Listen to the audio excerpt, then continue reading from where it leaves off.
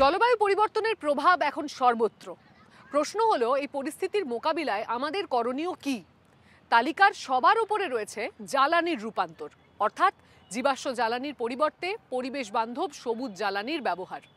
নমস্কার, ইকো ইন্ডিয়ার আজকের পর্বে আপনাদেরকে স্বাগত জানাচ্ছি। আমি দেবী সাহা। আজকের পর্বে আপনারা দেখতে পাবেন, অন্যান্য দেশগুলোর মতো ভারতবর্ষকেও জীবাশ্ম জ্বালানির ব্যবহার শূন্যে নামিয়ে আনতে হবে। কিন্তু তাহলে কয়লা খনির সঙ্গে জড়িত পেশা এবং এর উপরে নির্ভরশীল ছোট ছোট ব্যবসাগুলোর কি হবে? বিকল্প উপার্জনের রাস্তা তৈরি করে এ বিষয়ে পথ দেখাচ্ছে ঝাড়খণ্ড। এছাড়াও থাকছে নবায়নযোগ্য জ্বালানির বিকেন্দ্রীকরণ, এই সমস্যা সমাধানের একটি উপায়। এতে করে স্থানীয় বাসিন্দাদের জন্য বিকল্প উপার্জনের রাস্তা যেমন প্রশস্ত হয়, তেমনি নিজেদের ঘরের এবং ব্যবসার ক্ষেত্রে বিদ্যুতের চাহিদাও মেটানো যায়। তারই সঙ্গে দেশ এগিয়ে যায় একটি কার্বন মুক্ত ভবিষ্যতের দিকে। ভারতে অর্থনীতির সঙ্গে পাল্লা দিয়ে বাড়ছে জ্বালানির চাহিদা। নবায়নযোগ্য জ্বালানির ব্যবহার বাড়ছে ঠিকই, কিন্তু তারই সঙ্গে কয়লা থেকে উৎপাদনে বিনিয়োগও থেমে নেই। ভারতীয় সরকার এই মুহূর্তে কয়লা পুরোপুরিভাবে বন্ধ করতে রাজি নয়, কেননা তাদের বক্তব্য নবায়নযোগ্য জ্বালানির পাশাপাশি বিদ্যুতের চাহিদা মেটাতে এই মুহূর্তে কয়লারও ব্যবহারের প্রয়োজন রয়েছে। কিন্তু ভবিষ্যতে কয়লার ব্যবহার পুরোপুরিভাবে বন্ধ করতে চায় ভারত সরকার, এবং ইতিমধ্যেই সেই পরিবর্তনের প্রক্রিয়া শুরুও হয়ে গিয়েছে। একটি বোতামের চাপেই যেন নতুন পরিবর্তনের পথ চলা। 24 বছরের বিদ্যা একই সঙ্গে জেন্ডারের চিরাচরিত ধারণা ভাঙছেন এবং পরিবেশ রক্ষায় অবদান রাখছেন। নতুন দিল্লির বিদ্যুৎ চালিত বাসের প্রথম পর্যায়ের নারী চালকদের একজন তিনি।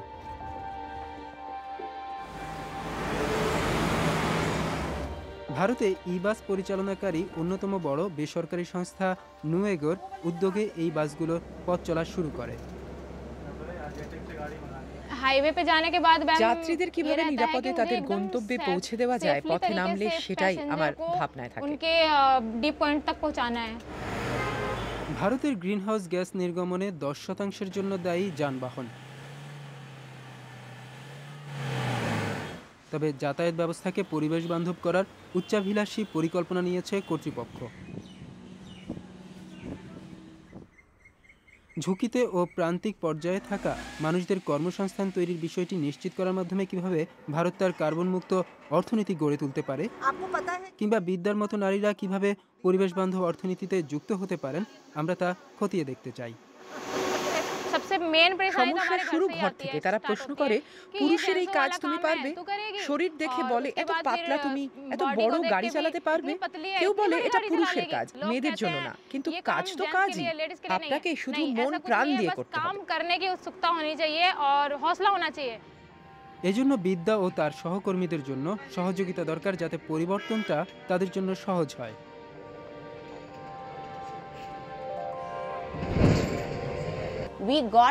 আমরা বেশ কয়েকজন নারী ক্যাপ্টেনকে পেয়েছি। আমরা তাদের প্রশিক্ষণের পর প্রশিক্ষণ দিয়েছি। এজন্য অনেক উদ্যোগ নিতে হয়েছে। তারপর আমরা নিশ্চিত হয়েছি যে এবার সে প্রস্তুত।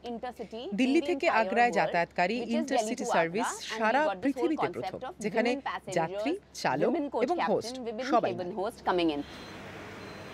বিদ্যুৎ মন্ত্রকের দায়িত্ব পালনকালে মহুয়া আচার্য বড় ধরনের সংস্কারের দিকে মনোযোগ দেন। পৃথিবীর সবচেয়ে বড় 5450টি ইলেকট্রিক বাসের নিলাম আয়োজনের সাক্ষী তিনি। শুরুতেই আমরা সফল হয়েছি। যাতায়াত ব্যবস্থাকে আমরা একটা সার্ভিসের আওতায় আনতে পেরেছি। বাসগুলো পরিচালনাকারী বেসরকারি খাতের লোকজনকে যথাযথভাবে প্রণোদনা দেওয়ার কারণে এই মডেল সফল হয়েছে। শহরগুলোর কাছ থেকে শুরুতে 50 থেকে 60টি বা পরে 300টি বাসের হয়তো অর্ডার ছিল। সেটা যথেষ্ট বড় একটা সংখ্যা, কিন্তু আমরা এখন 5,500-এ পৌঁছেছি।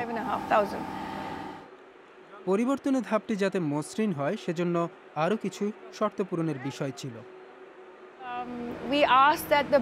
বাসগুলো যাতে কার্বন নিরপেক্ষ হয় সেটা আমরা বলেছি। আমরা নির্মাতাদের বলেছি যাতে তারা গ্রিন হাউস গ্যাস নির্গমন দেখভালের বিষয়টি নিশ্চিত করে। ভারতের প্রকল্পগুলোর সাথে যাতে তাদের কাজ সামঞ্জস্যপূর্ণ হয়, সেই সঙ্গে আমরা নারীদের জন্য আসন সংরক্ষিত রেখেছি। 2030 সালের মধ্যে সব গণপরিবহন হবে বিদ্যুৎ চালিত, এমন লক্ষ্য নির্ধারণ করেছে সরকার। দিল্লির যোগাযোগ মন্ত্রী আমাদের দেখিয়েছেন তারা কিভাবে পরিবেশ বান্ধব যাতায়াত নিশ্চিত করছেন। আমাদের মোট যানবাহনের সংখ্যা হবে 10,500। এর 80% অর্থাৎ প্রায় 8,000 বাস হবে বিদ্যুৎ চালিত। সংখ্যার দিক থেকে যা বিশ্বের মধ্যেই অন্যতম বেশি। দিল্লিতে পুরোপুরি পরিবেশ বান্ধব যান চলাচল নিশ্চিত করতে উল্লেখযোগ্য কিছু পদক্ষেপ নেওয়া হয়েছে। দিল্লি একমাত্র শহর যেখানে আমরা সব ডিপোতে বৈদ্যুতিক চার্জের ব্যবস্থা করেছি। শুধু এজন্যই আমাদের খরচ হয়েছে 1,500 কোটি টাকা। আর জনগণের ব্যবহারের জন্য এরই মধ্যে চার্জিং স্টেশন বসানো হয়েছে 4,500। তবে ইলেকট্রিক যানের বিক্রি এখনও যথেষ্ট কম। এখনও বিদ্যুৎ চালিত যান বাজারের 1% মাত্র। জীবাশ্ম জ্বালানির ব্যবহার দ্রুত কমাতে আন্তর্জাতিক গোষ্ঠীর কাছ থেকে অর্থনৈতিক সহায়তা চেয়েছে দিল্লি। দিল্লির উপকণ্ঠে অবস্থিত এনটিপিসি বিদ্যুৎ কেন্দ্রটি পূর্বাঞ্চলের খনি থেকে আসা কয়লায় চলে। ভারতের অর্থনীতি এবং বেশিরভাগ সংস্থার জ্বালানি নিরাপত্তা এখনও কয়লার উপর নির্ভরশীল।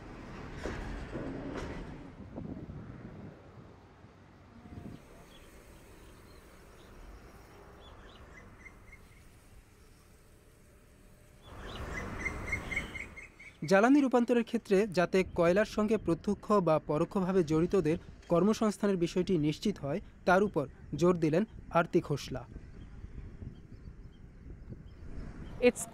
ট্রানজিশন বা রূপান্তরের ধারণাটি বৈশ্বিক এবং এ নিয়ে কথা বলা বেশ আকর্ষণীয়, কিন্তু আমরা মানুষের জন্য কতটা আপস্কিলিং বা রিস্কিলিং এর ব্যবস্থা করছি তার উপরই সব নির্ভর করে। কি ধরনের চাকরি আমরা তাদের দিতে পারছি, এই অঞ্চলে আমরা কি ধরনের সবুজ অর্থনীতি গড়ে তুলতে পারছি, কিভাবে কৃষির মতো উৎপাদনশীল খাতে তাদের যুক্ত করা যায়, নবায়নযোগ্য জ্বালানির কমপ্লেক্স গড়ে তুলে সেখানে কর্মসংস্থানের ব্যবস্থা করা কি যায় না যায় না, এগুলো সবই বিক্ষিপ্ত ধারণা যা নীতি বা বিধিমালার অন্তর্ভুক্ত নেই। পরিবেশ বান্ধব নবায়নযোগ্য জ্বালানি নিশ্চিত করার ক্ষেত্রে অনেক বাধা আসবে। তবে মহুয়া, বিদ্যা, কৈলাসেরা আমাদেরকে মনে করিয়ে দিচ্ছেন এখনই পরিবর্তনের সময়। সেই যাত্রায় কাউকে বঞ্চিত করা যাবে না। ন্যায় বিচার বা ন্যায্যতার কথা আমরা সবাই বলি, কিন্তু জ্বালানির ব্যবহারের ক্ষেত্রে এই ন্যায্যতার প্রয়োগ কিভাবে সম্ভব, এর সমাধান খুঁজতে আমরা চলে গিয়েছিলাম ভারতবর্ষের অন্যতম শীর্ষ কয়লা উৎপাদনকারী রাজ্য ঝাড়খণ্ডে, যেখানে কয়েক লাখ মানুষের জীবিকা সরাসরিভাবে কয়লা খনির ওপরে নির্ভরশীল। কয়লা উত্তোলন বন্ধ হলে এই মানুষগুলোর জীবিকার কি হবে? চলুন জেনে নেওয়া যাক কিছু সমাধানের কথা, যা ভবিষ্যতে অন্যখানেও কাজে লাগতে পারে।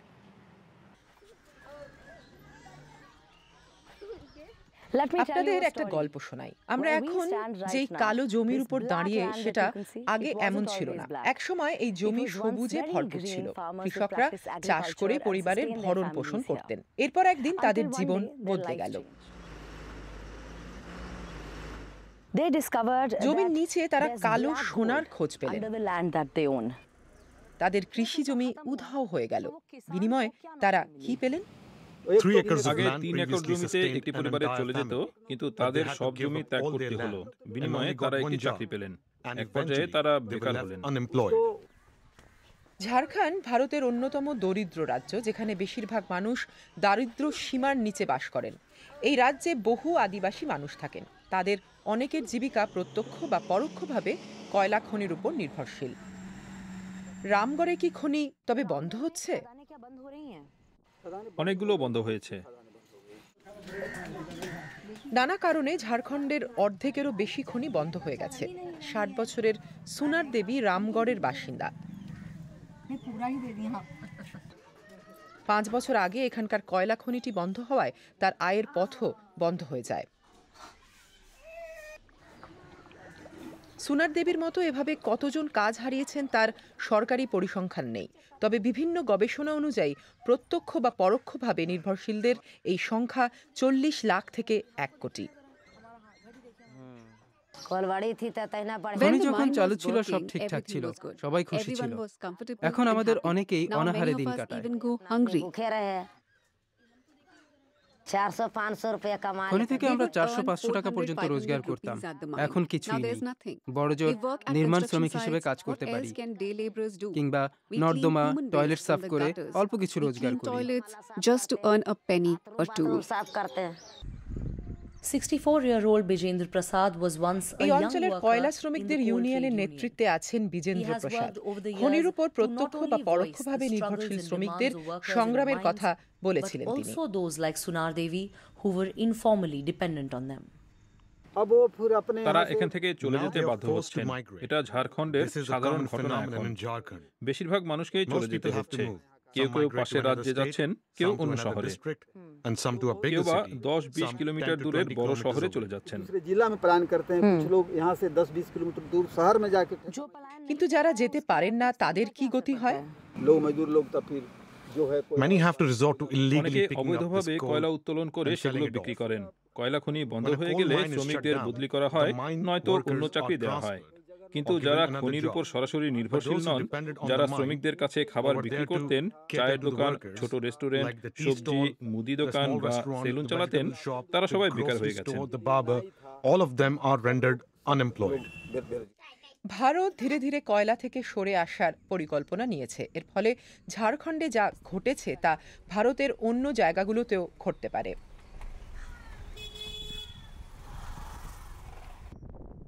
কয়লা খনি বন্ধের কারণে রামগড়ে বিকল্প কর্মসংস্থানের কি হবে তার কোনো উদ্যোগ চোখে পড়ছে না এখানকার বাসিন্দাদের, যে কারণে এই প্রক্রিয়ায় নিজেদের বঞ্চিত ভাবতে শুরু করেছেন তারা।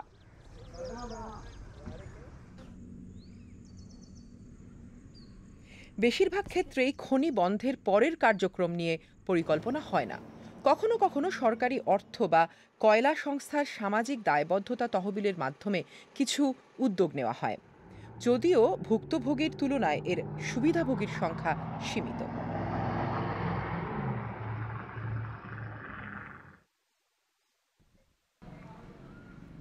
Central Coalfields Limited, which is basically ঝাড়খণ্ডে owned by এমন the কয়েকটি government of India, প্রশিক্ষণ কেন্দ্র and চালাচ্ছে which in turn ভারতের owns a lot সরকারের of these coal mines in মালিকানাধীন Jharkhand central area, coalfield runs training limited. centers like these. এটা Now, তাদের training centers কর্মীদের like these জন্য are supposed to চালু train করা their own হলেও খনির employees who কারণে work in যারা the coal জমি mines, হারিয়েছেন but তারা also এবং they train স্থানীয় other বাসিন্দারাও community প্রশিক্ষণ members নিতে whose পারছেন। lands have been taken to create these mines.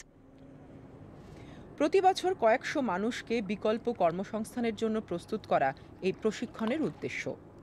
কর্মসংস্থানের ব্যবস্থা করার পাশাপাশি খনির জন্য নেওয়া জমি পুনরুদ্ধারেও বাসিন্দাদের সহযোগিতা করা হয়।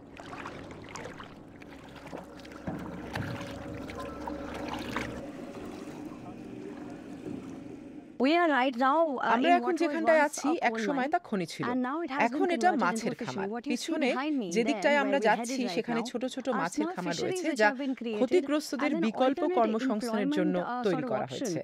for the project impacted people. This mine was shut down in the 1980 দশকে 1980s, and এই after খনি that, this বন্ধ হয়। facility was set তারপর up to provide ক্ষতিগ্রস্তদের alternate বিকল্প employment to the কর্মসংস্থানের project এই ব্যবস্থা affected করা হয়। persons. রাজ্য The সরকার এই government scheme started the scheme চালু করে। where fisheries এর could be অধীনে set বন্ধ up in খনিতে closed যেখানে mines. জলের সুবিধা Wherever আছে water সেখানে could be collected মাছের so খামার that people গড়ে can তোলা হয়। continue being employed.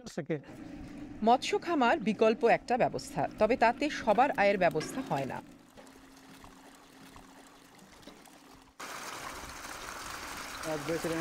अच्छा, पूरा प्रॉफिट आपको होता है। कब से कर रहे हैं आप ये? সরকার ডিআরই বা ডিসেন্ট্রালাইজড রিনিউয়েবল এনার্জির মাধ্যমে পরিবেশ বান্ধব জ্বালানি নিশ্চিত করতে চায়। এক্ষেত্রে সৌর প্যানেলের মতো নবায়নযোগ্য প্রকল্পগুলো প্রয়োজনীয় কর্মসংস্থানের ব্যবস্থা করতে পারবে বলে মনে করা হচ্ছে। 2030 সালের মধ্যে নবায়নযোগ্য উৎসগুলো থেকে 500 গিগাওয়াট বিদ্যুৎ উৎপাদনের লক্ষ্য সরকারের। তা বাস্তবায়নে এই উদ্যোগগুলো ভূমিকা রাখতে পারে।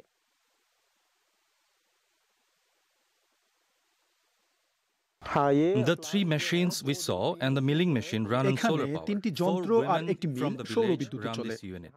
গ্রামের The 4 জন company নারী is এটি registered in চালান। the name of তাদের these নামেই 4 কোম্পানিটি women. নিবন্ধিত। We withdraw the money এই from অ্যাকাউন্ট this থেকে আমরা account টাকা to তুলে buy the raw কাঁচামাল কিনি, product, সেগুলি process প্রক্রিয়া it করি and এবং sell the বাজারে বিক্রি pulses করি। at the market. লাভের সবটাই 4 জন All নারীর অ্যাকাউন্টে profit যায়। goes to this আগে account গ্রামের for the মানুষদেরকে 4 আটা women. নিয়ে 3-4 The কিলোমিটার villagers দূরে previously বাজারে had to যেতে take হতো। their wheat to the ওজন main যাই market হোক 3 to 4 কোনো বিকল্প kilometers ছিল away. না। 5 প্রতি kgs কেজিতে of তাদের 50, there খরচ was no হতো other 20 option. টাকা, কিন্তু And they আমরা had to নিচ্ছি pay more, মাত্র for 15 instance, টাকা। 20 rupees per kg, but we charge only 15. এমন প্রকল্পগুলোর মাধ্যমে ভারতে প্রায় ৩৪ লাখ কর্মসংস্থানের সুযোগ আছে।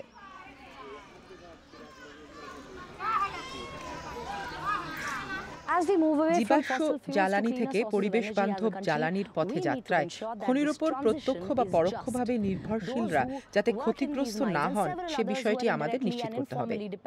তারা যাতে অন্যায় আচরণের শিকার না হন সেটা মাথায় রাখতে হবে। পরিবেশ বান্ধব ভবিষ্যতের পথে যাত্রায় তাদের দিকটাও যে ভাবতে হবে। কর্পোরেট ও সরকারি উদ্যোগগুলোর সুফল পাচ্ছেন খনির উপর নির্ভরশীল হাজারো মানুষ, কিন্তু এই পরিবর্তনের পথে সংখ্যাটি লাখ বা কোটিতে নিয়ে যাওয়া এখন ভারতের জন্য বড় চ্যালেঞ্জ। কয়লার ব্যবহার পুরোপুরিভাবে বন্ধের যাত্রা শুরু হয়ে গিয়েছে, তবে এজন্যে পরিকল্পনা মাফিক সতর্কতার সঙ্গে এগোতে হবে যাতে তা যথাযথভাবে বাস্তবায়ন করা যায়। সকলকেই আলাদা আলাদা কৌশল নির্ধারণ করতে হবে এবং সময় আর স্থান ভেদে ভিন্ন ভিন্ন পরিকল্পনা নিতে হবে। চলুন দেখা যাক বিভিন্ন দেশ কিভাবে এগোচ্ছে এবং এর পেছনে রাজনীতি আর অভিজ্ঞতা কিভাবে কাজে লাগছে। নবায়নযোগ্য জ্বালানি নিয়ে ভারতের রয়েছে উচ্চাবিলাসী লক্ষ্যমাত্রা। 2070 সালের মধ্যে দেশকে কার্বন নিরপেক্ষ বানাতে চায় সরকার, কিন্তু কয়লার উপর নির্ভরশীল কয়েক কোটি কর্মসংস্থান রয়েছে। তার উপর বিদেশ থেকে কয়লা আমদানি করেও জ্বালানির চাহিদা মেটাতে হচ্ছে। সামনের দিনে আমদানি কমলেও কয়লার অভ্যন্তরীণ উৎপাদন কমার সম্ভাবনা দেখছেন না বিশ্লেষকেরা।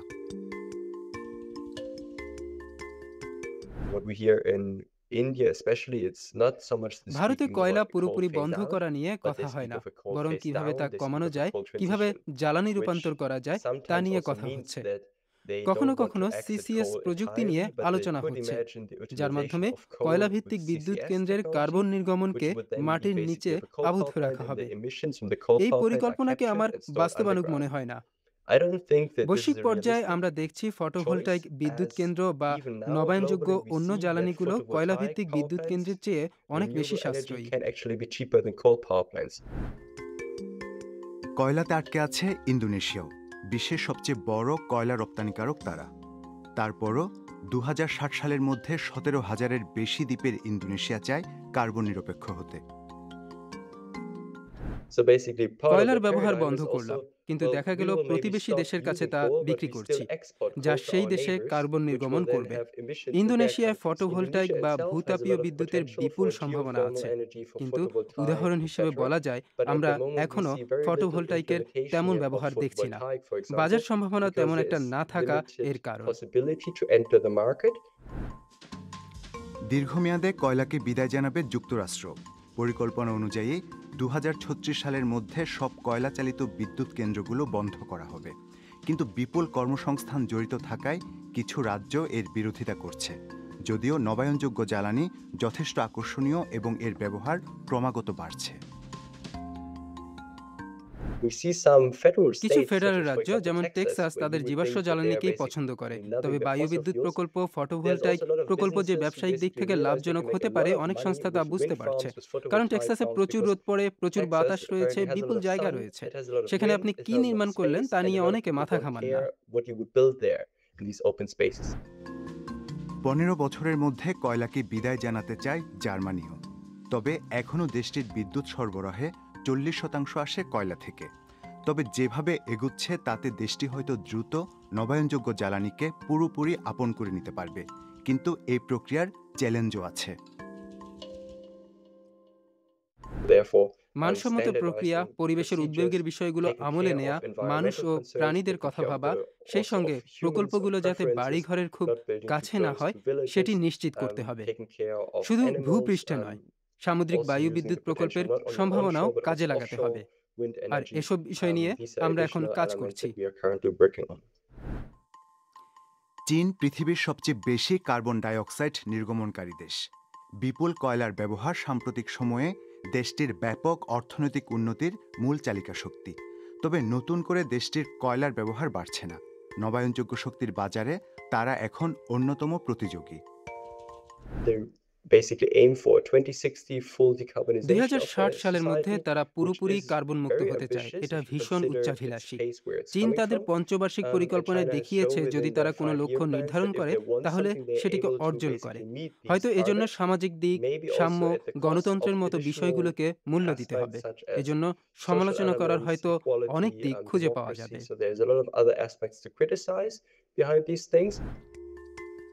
সাউথ আফ্রিকার এখনও 90% বিদ্যুতের যোগান দেয় কয়লা। তবে 7 বছর আগে দেশটির সরকার তাদের জাতীয় পরিকল্পনায় কয়লাকে বিদায় দেওয়ার লক্ষ্য জানিয়েছে। বিশ্বব্যাংকের হিসাবে এজন্য 55 কোটি ইউরো গুনতে হবে তাদেরকে। তাই বিনিয়োগ অংশীদার বা বেসরকারি দাতা ছাড়া তাদের সাফল্যের সম্ভাবনা কম। ডিআরই বা ডিস্ট্রিবিউটেড রিনিউয়েবল এনার্জিকে এখন বড় ধরনের সমাধান হিসেবে বিবেচনা করা হচ্ছে। কিন্তু এই ডিআরই ব্যাপারটা আসলে কি?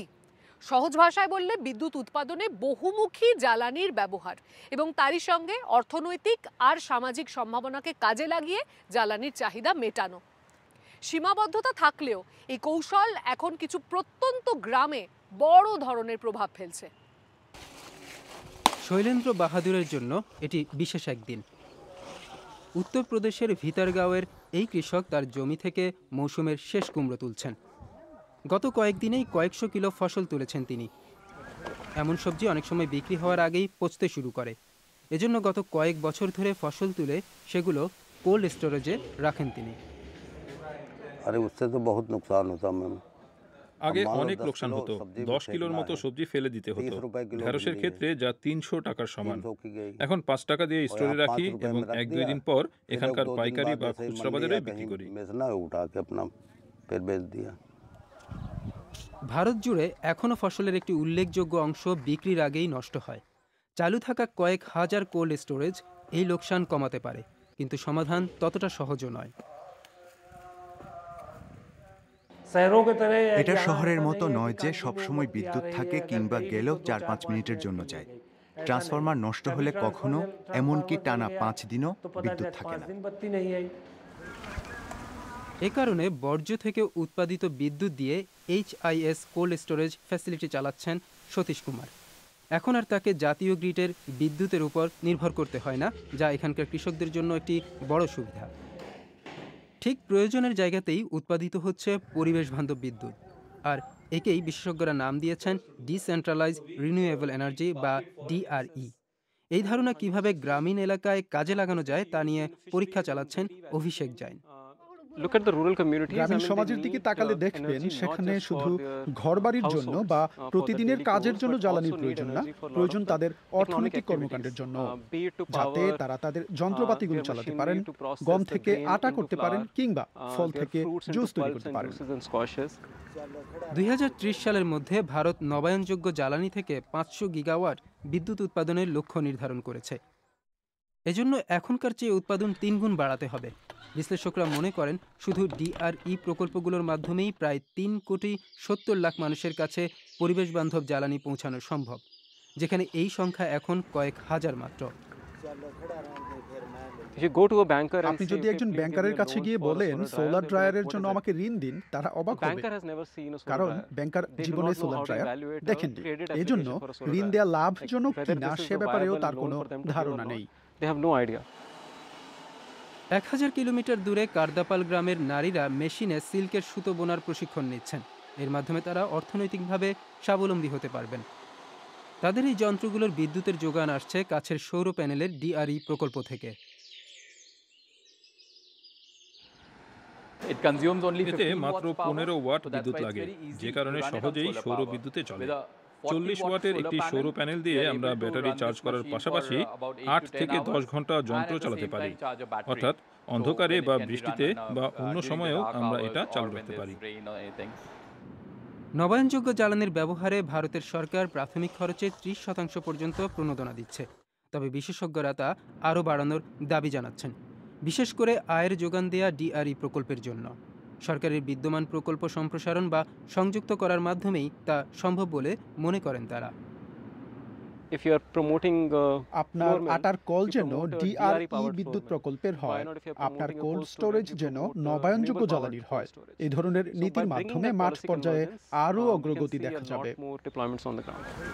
সময় এখন স্থানীয় পর্যায়ে বিদ্যুৎ উৎপাদন করার, আর এক্ষেত্রে ডিআরই কোটি মানুষের অর্থনৈতিক উন্নতির সুযোগ করে দিতে পারে। জীবাশ্ম থেকে সবুজ জ্বালানিতে রূপান্তরের এই প্রক্রিয়ার প্রভাব আরও অনেক ক্ষেত্রেই পড়ে। রূপান্তর হয় অর্থনৈতিক এবং সামাজিক ক্ষেত্রেও। এই বিশাল পরিবর্তনের পথে যাতে কেউ ক্ষতিগ্রস্ত না হন তা সুনিশ্চিত করাও উন্নয়নশীল দেশগুলির জন্য একটি বড়সড় চ্যালেঞ্জ। এই বিষয়ে আপনিও কি ভাবছেন এবং ভবিষ্যতে আমাদের অনুষ্ঠানে আর কি কি দেখতে চান সেই সবটাই আমাদেরকে ইমেলে লিখে জানাতে পারেন। আজকের মতো এই পর্যন্তই, আবারও দেখা হচ্ছে আগামী সপ্তাহে। ততদিন ভালো থাকবেন, সুস্থ থাকবেন।